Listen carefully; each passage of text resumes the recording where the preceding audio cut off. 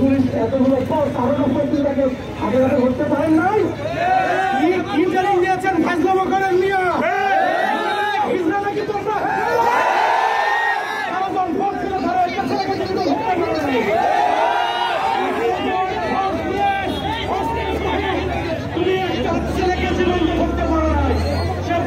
মারার পর ওনারা এখন বলতেছে যে ও নিজের জীবন বাঁচার কারণে ও মারা গেছে না, ওকে থানার ভেতরে মারছে এবং ওর লাশ পুকুরে রাখা হয়েছে।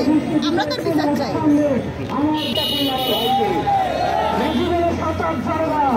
আমরা দেখছি হাঁটু বাড়ি দেখতে পড়েছে এইভাবে এক থেকে আরেক দিকে ফাঁসিয়ে যাচ্ছে।